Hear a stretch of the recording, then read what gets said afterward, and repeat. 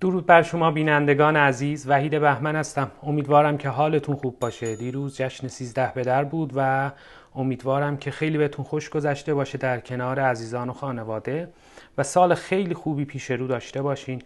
همین ابتدای سخن جا داره خیلی تشکر و سپاسگزاری بکنم از تک تک شما عزیزان. دوتا ویدیو اول مورد استقبال شما قرار گرفت، بازدیدها عالی بود و امیدوارم که بتونیم به همین شکل به روند کاریمون ادامه بدیم. همین ابتدای سخن ازتون دوباره خواهشی دارم، لطفا اگه کانال یوتیوب من رو دنبال نکردین تا حالا دنبال بکنین، ویدیوها رو ببینین و اگر مورد پسند و لطفتون قرار گرفت با دوستان و آشنایان هم به اشتراک بگذارین.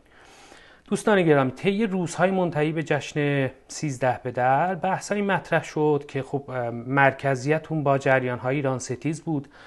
بحثایی به مانند این که جشن 13 به در ساخته و پرداخته دوران پهلویه و یا اینکه نمیدونم این جشن رو مرتبط با یهودی ها و نمیدونم جشن پوریم دونستن.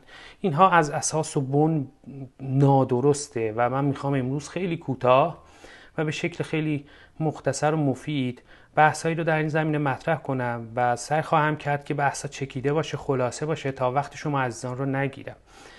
ببینین دوستان، ابتدا میخوام به بخش اول بپردازم، یعنی نو ساخته بودن جشن 13 به در و اینکه پا رو حتی فراتر میذارم و ادعی میگن که این جشن ساخته و پرداخته دوران پهلویه. یه بررسی خیلی کوتاه در اسناد قاجار به ما نشون میده که این جشن در دوره قاجار رایج بوده و به شکل باشکوهی برگزار میشده. سند اولی که از نظر تاریخی به اوایل دوران قاجار مربوط میشه مربوط به کتاب تاریخ عضدیه.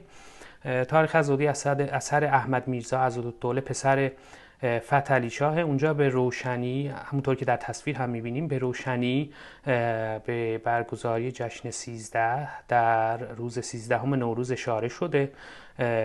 سند بعدی سفرنامه عراق عجم به قلم خود ناصرالدین شاه. اونجا هم به روشنی، همونطور که در تصویر میبینید، به روشنی به این جشن و برگزاریش از طرف مردم اشاره شده. سند دیگه ای وجود داره که از سفرنامه دکتر پولاک. دکتر پولاک پزشک مخصوص ناصرالدین شاه بوده و اصطلاحاً معلم طب در دارالفنون هم بوده.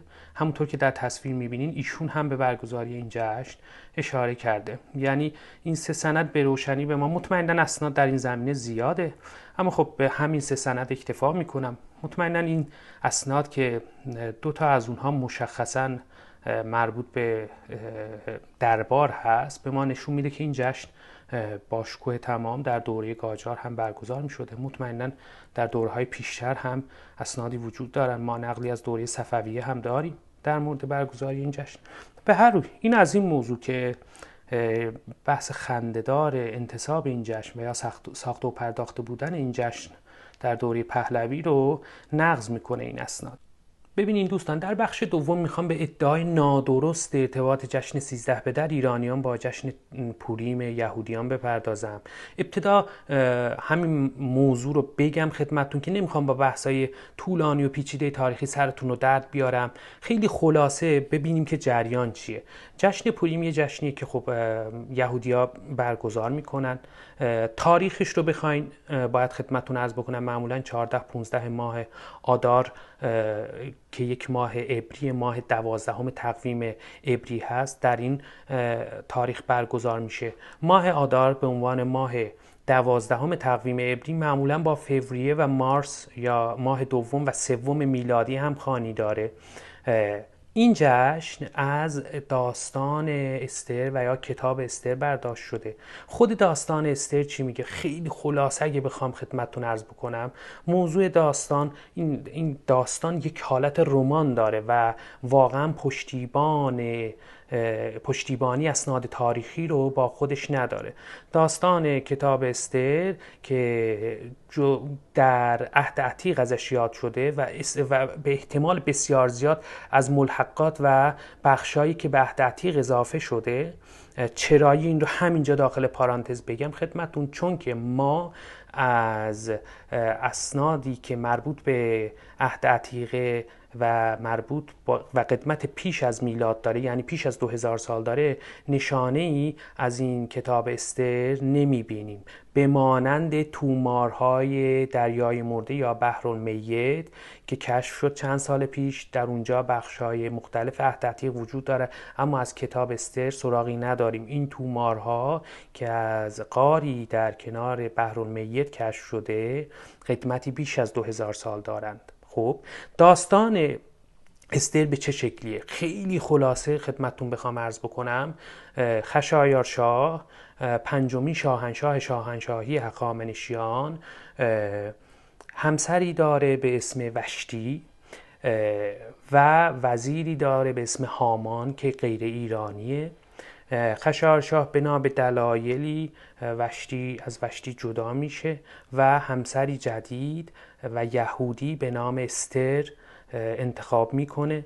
در این پروسه شخص یهودی دیگری به نام مردخای دخالت داره، یعنی این پروسه رو، این روند رو تسهیل میکنه که خشایارشاه استر رو که برادرزاده خودش هست رو به همسری بگیره. هامان وزیر خشایارشاه توطئه میچینه برای کشتار یهودیان شاهنشاهی هخامنشیان و مردخای و استر این توطئه رو میفهمن و تلاش میکنن که شاه رو آگاه کنن. نهایتا میتونن شاه رو آگاه کنن.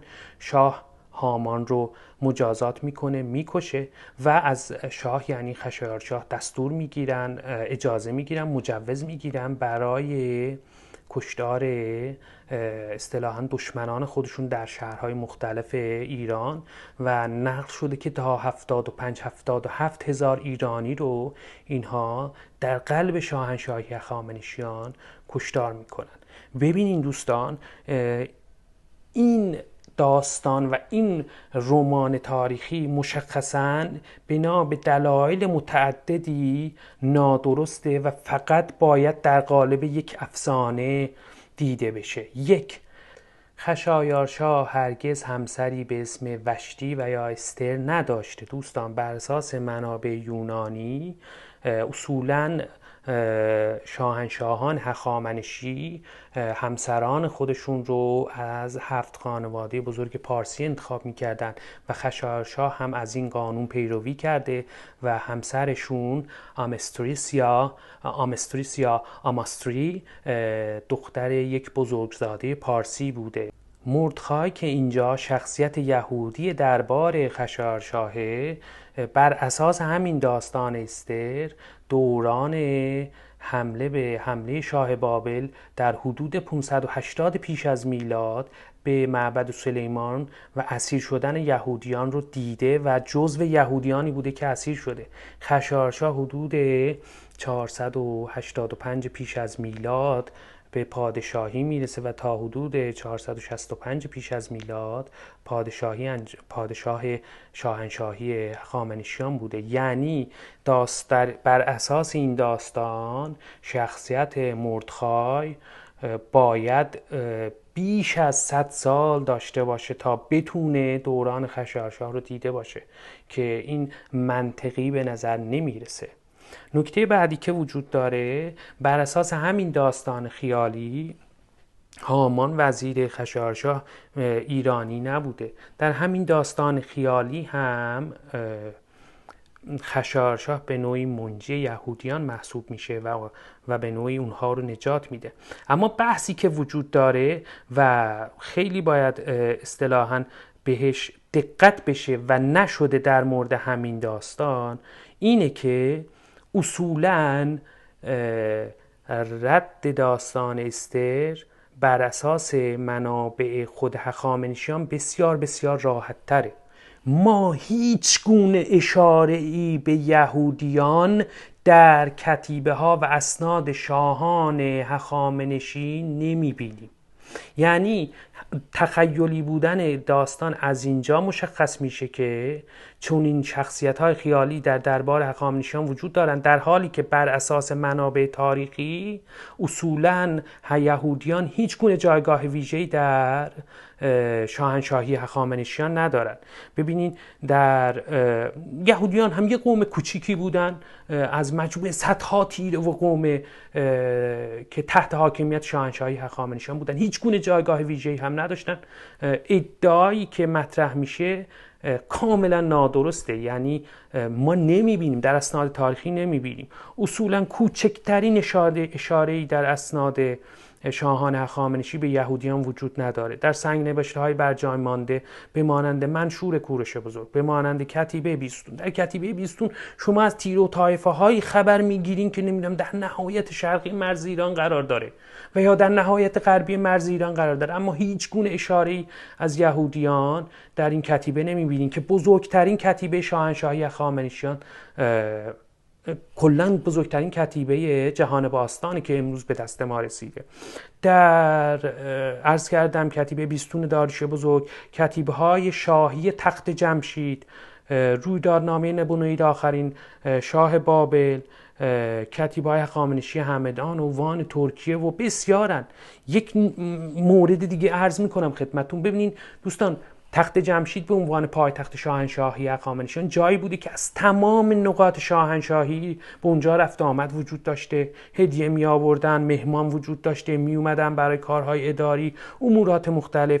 و ما حدود بیش از 30,000 لوح گلی از بارو و خزانه تخت جمشید به دستمون رسیده که الان دستمونه و خونده شده. در هیچ کجای این الواح گلی شما یک نام یهودی نمیتونین ببینین، یک شخصیت یهودی نمیتونین ببینین که آره توی تخت جمشید حضور داشته. حالا جدا از این که اصلا با شاه ارتباط داشته، اصلا اون که اصلا هیچی وجود نداره. صحبت اینه که حتی توی تخت جمشید به عنوان کارمند، کارگر، به عنوان نمیدونم مهندس، به عنوان سرپرست، به عنوان مدیر نمیبینین، اثری نمیبینین که یک یهودی یک تخم مرغ، یک گوسفند از دربار گرفته باشه به عنوان مزد یا چیزی. با توجه به این اسناد مشخصی که وجود داره، چطور میتونیم ما ادعا کنیم که حالا بر اساس یک کتاب و یک داستان خیالی که عرض کردم پشتوانه تاریخی نداره، بیایم ادعا بکنیم که قوم یهود جایگاه ویژه یا یهودیان جایگاه ویژه‌ای در شاهنشاهی هخامنشیان داشتن؟ سوالی که شاید به نظرتون بیاد و مطرح بشه اینه که خب اون آرامگاه منسوب به استر و مردخای در همدان چیه؟ خب بزرگوارم، ما بنچاقی از این انتساب تاریخی نداریم، یعنی ما نمیدونیم مثلا 1000 سال پیش سندی نداریم که بگه آقا این آرامگاه فلانی و فلانیه، این آرامگاه استر و مردخای، نداریم، سند نداریم. خود بنای امروزی هم که نهایت 600-700 ساله، مربوط به دوران ایلخانیان باید باشه، یعنی معماری اون رو به ما میگه. یعنی تنها یک سری نقل قول، احتمالاً اونجا هم آرامگاه 1 یا 2 یا 3 بزرگزاده یهودی همدانه که رفته و بر اثر اصطلاحاً نقل قول شفاهی معروف به یا مشهور به آرامگاه استر و مردخای شده و ما بنچاقی تاریخی در این زمینه نداریم و بسیار سسته. یعنی انتساب این آرامگاه حالا 2400 سال پیشو که ول کنین، اصلا نمیگم از اون موقع، صحبت 1000 سال پیشه. بالاخره شما جایی رو که میگین آقا این قبر فلانی باید بتونین ثابت کنین. صرف این که بله تو مثلا مردم میگن که نمیشه یا یهودیای همدان گفتن که نمیشه، باید بتونین ثابت کنین. این رو نداره، یعنی خیلی سسته. اشاراتی بسیار بسیار سست در این زمینه وجود داره و ما واقعا نمیدونیم اون آرامگاه مربوط به چه کسانیه. حالا این مقدمه رو از کلیت داستان عرض کردم، یعنی با توجه به این موضوع، اینکه یه قوم کوچیکی از مجموعه شاهنشاهی بوده، شما چطور میتونین بپذیرین که این قوم کوچیک میتونه توطئه‌ای بچینه و 75 تا 77,000 ذکر شده دیگه ایرانی رو در قلب شاهنشاهی هخامنشیان قتل عام بکنن و هیچ کسی این واقعه رو ثبت و ضبط نکنه؟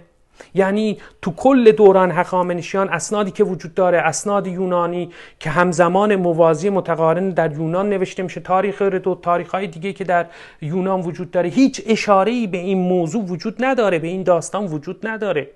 بعد یهو پس از میلاد حدود حالا 2000 سال پیش، کمتر از اون، یه داستانی ساخته میشه که خب خیلی از دانشمندان تحقیق کردن و نشون دادن که ریشه این داستان میتونه در بین النهرین، یعنی یک افسانه‌ای در بین النهرین مربوط به بابل و یا حتی دولت ایلام باشه. این نکته بسیار مهمه. ما اول باید ببینیم که خب چی رو داریم به عنوان یک واقعه تاریخی میپذیریم. مثلا این واقعه تاریخی اتفاق افتاده، وجود داشته که ما الان میخوایم در مورد پذیرشش و اینکه به عنوان یک اتفاق تاریخی اونو مطرح کنیم. آیا اصلا وجود داره؟ آیا تایید شده؟ آیا اسناد موازی، آیا اسناد خود داخل دولت هخامنشیان به این موضوع اشاره کردن؟ مگر میشه یه قوم کوچیکی که حتی یک بار نامش هم توی اسنادش اصطلاحاً سنگ نوشته های هخامنشیان نیومده، بیان در قلب شاهنشاهی هخامنشیان 77,000 نفر رو قتل عام بکنن و هیچ کجا این ثبت و ضبط نشه؟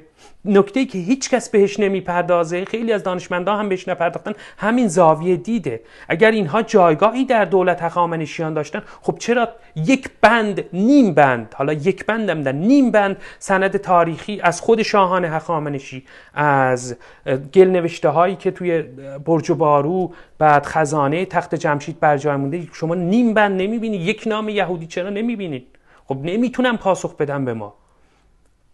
عرض کردم اصلا در حالا برگردیم، نمیخوام طولانی بشه، میدونم که بسیار طولانی شد این ویدیو، خیلی عذر میخوام ازتون.